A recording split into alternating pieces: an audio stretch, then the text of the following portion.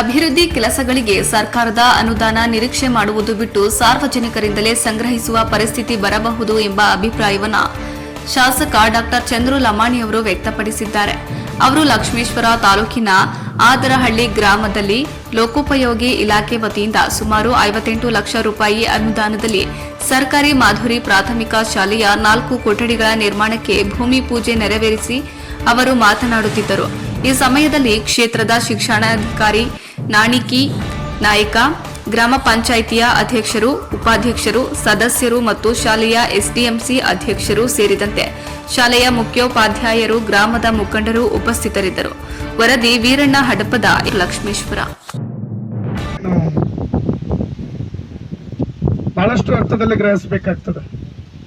ಅಂದ್ರೆ ಸರ್ಕಾರ ಬಹುಶಃ ಅನುದಾನ ಕೊಡಕ್ಕಾಗಲ್ಲ, ಅದಕ್ಕೆ ಪಬ್ಲಿಕ್ ಕಡೆನೇ ಎತ್ತರಿ ಈ ದುಡ್ಡು ಅಂತ ವಿಚಾರ ಇದು.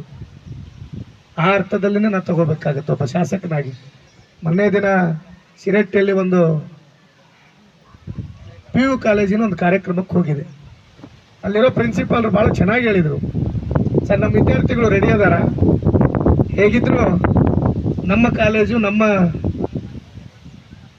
ನಮ್ಮೂರು ಅಂತ ಬಂದಿದೆ, ಅದರಲ್ಲಿ ಭಾಳ ಚೆನ್ನಾಗಿ ಯೋಜನೆ ಕೊಟ್ಟಿದ್ದೀರಿ ನೀವಂದ್ರೆ ನಾವೇ ಸರ್ಕಾರದ ಒಬ್ಬರು ಶಾಸಕರು ಅಂದಮೇಲೆ ನಾವಲ್ಲ, ಕೊಟ್ಟಿದ್ದೀರಿ, ನಮ್ಮ ಹುಡುಗ್ರ ಕಡೆ ಮಾಡಿಸ್ತೀವಿ ಸರ್ ಅಂತಂದು. ಅವಾಗ ತಡಿಪ ಇನ್ನೊಂದು 3 ತಿಂಗಳ ಟೈಮ್ ಕೊಡು, ಆಗಲಿಲ್ಲ ಅಂದರೆ ನಿಮ್ಮ ಜೊತೆ ನಾನು ಸೇರ್ಕೊಂಡು ಮಾಡಿಕೊಡುವಂಥ ವಿಚಾರಕ್ಕೆ ಬಂದಿದ್ದೀನಿ. ಯಾಕಂದರೆ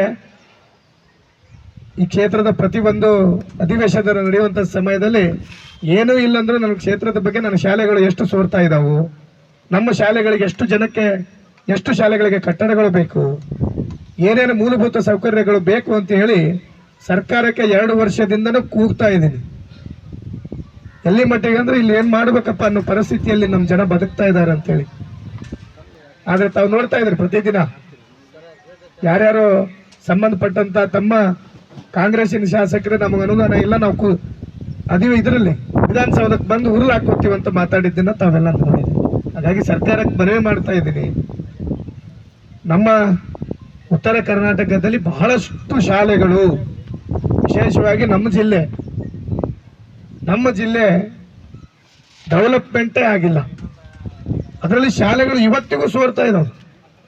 ನಮ್ಮ ಕಟ್ಟಡಗಳು ಹೆಚ್ಚಿಗೆ ಬೇಕು.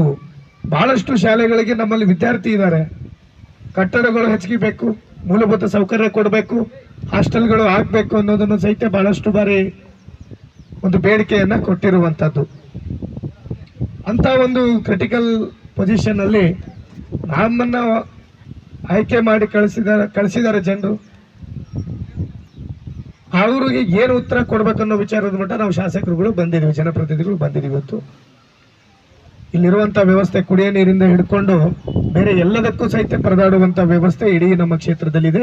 ಇದು ಕ್ಷೇತ್ರ ಅಷ್ಟೇ ಅಲ್ಲ, ಇಡೀ ಜಿಲ್ಲೆಯಲ್ಲೂ ಸಹಿತ ಇರುವಂಥದ್ದು ಅಕ್ಷರಶಃ ಸತ್ಯ. ಹಾಗಾಗಿ ಸರ್ಕಾರಕ್ಕೆ ಮನವಿ ಮಾಡ್ತಾ ಇದ್ದೀನಿ. ಇವತ್ತು ನಮ್ಮ ಸಚಿವರು ಬರ್ತಾ ಇದ್ದಾರೆ, ಗದಗಿ ಶಿಕ್ಷಣ ಸಚಿವರು, ಅವ್ರ ಮುಂದೆ ವಿಷಯಗಳನ್ನು ಪ್ರತಿ ಬಾರಿನೂ ತಿಳಿಸಿದ್ದೀನಿ. ಇವತ್ತು ಸಹಿತ ನಮ್ಮ ಕ್ಷೇತ್ರದಲ್ಲಿ ಕಟ್ಟಡಗಳು ಆಗ್ಬೇಕಂತೇಳಿ ಎಷ್ಟೆಷ್ಟು ಕಟ್ಟಡಗಳು ಬೇಕು ಅನ್ನೋದನ್ನ ಆಲ್ರೆಡಿ ಒಂದು ಪತ್ರ ಮುಖಾಂತರ ಪ್ರತಿ ಸಲ ಹೋದಾಗ